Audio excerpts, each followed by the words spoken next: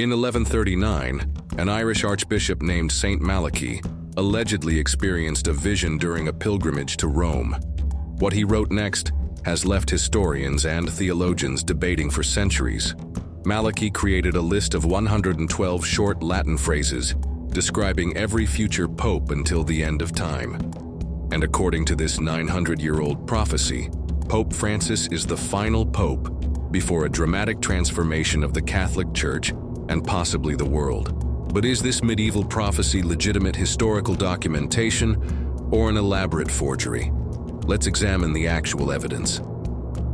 The prophecy of the popes first appeared in 1595, over 400 years after Malachy's death in 1148. It was published by Benedictine monk Arnold Wyon in his book Lignum Vitae.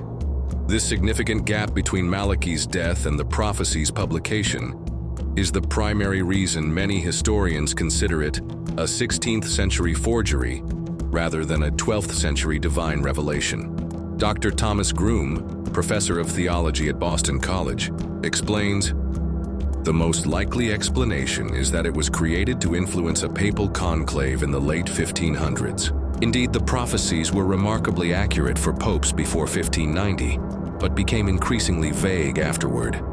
This suggests the document was created to support Cardinal Girolamo Simoncelli's papal candidacy, as the prophecy for the Pope to be elected in 1590 seemed to describe him. Despite questions about authenticity, the prophecies have shown some remarkable correlations with later popes. Pope John Paul II was described as de labore solis, or from the labor of the sun. He was born during a solar eclipse and was buried during another solar eclipse. Pope Benedict XVI was Gloria Olivae, or Glory of the Olive. Before becoming pope, he suggested he would take the name Benedict, associated with the Benedictine order, also known as the Olivetans. The final pope on Malachy's list is described as Petrus Romanus, or Peter the Roman, who would feed his flock among many tribulations, after which the seven-hilled city will be destroyed and the terrible judge will judge his people. Interestingly, Pope Francis doesn't explicitly call himself Peter the Roman, which has led to various interpretations. Some theologians argue that Francis represents a transitional figure not explicitly named in the prophecy, while others point to connections that might identify him as Petrus Romanus. 1. Francis is the first Jesuit pope. The founder of the Jesuits was Ignatius of Loyola, whose full name was Íñigo López de Loyola. The name Íñigo is the Basque form of Eneco, which some etymologists connect to Peter. 2. Francis was born to Italian immigrants in Argentina, giving him Roman ethnicity. 3. He chose the name Francis after Francis of Assisi, whose father's name was Pietro, Peter. Vatican historian Father Gerald O'Collins notes, "These connections are interesting but require significant interpretive stretching. The prophecy's vagueness allows for multiple interpretations." The Catholic Church has never officially recognized the prophecy of Saint Malachy. In fact, the Vatican's position has been one of skepticism. Father Johann Roten of the Vatican's International Marian Research Institute states, "The Holy See has never given any weight to the Saint Malachy prophecy. The current Pope himself has never commented on it." The prophecy was actually included on the Index Librorum Prohibitorum, list of prohibited books, in the 17th century, indicating the Church's historical distrust of the document. This isn't the first time people have believed they were witnessing the last pope. Similar claims have emerged throughout history. During the Western Schism, 1378-1417, when three different men simultaneously claimed to be the legitimate pope, many believed this signaled the end times.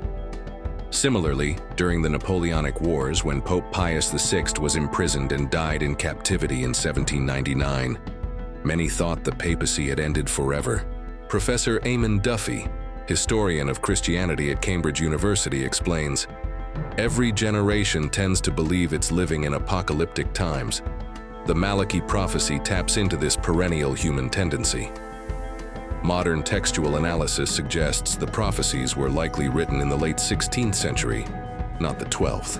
Dr. Thomas Groome notes, The Latin used in the text contains expressions and stylistic elements more consistent with Renaissance Latin than medieval Latin.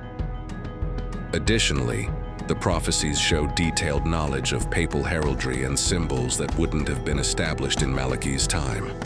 Whether or not the prophecy is authentic, Pope Francis has indeed led during a time of significant tribulation and change for the Catholic Church.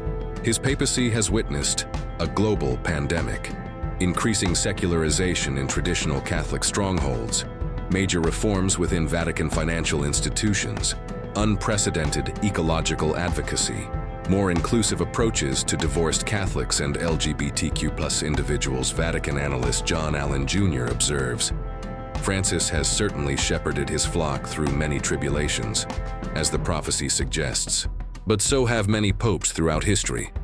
Despite the prophecy's suggestion that Francis would be the final pope, the Catholic Church continues to prepare for future papal transitions.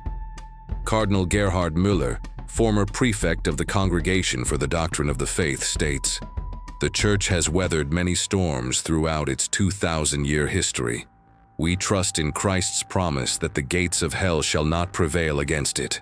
Historians point out that the Church has survived the fall of the Roman Empire, the Great Schism, the Protestant Reformation, 2 world wars, and countless predictions of its demise. Whether St. Malachi's prophecy is divine revelation or clever forgery, it continues to captivate our imagination and prompt reflection on the role of the papacy in modern times. What's undeniable is that Pope Francis has led the Catholic Church during a period of extraordinary global and ecclesiastical change. His emphasis on mercy, environmental stewardship, and concern for the marginalized has indeed transformed the papacy, regardless of whether he fulfills an ancient prophecy. As we witness this historic papacy, perhaps the most valuable approach is not to focus on predictions of endings, but on the ongoing work of renewal and reform that has characterized the Church's journey through history. What do you think about the prophecy of St. Malachi? Let me know in the comments below, and if you found this historical analysis interesting, check out my video on other remarkable historical prophecies that shaped world events.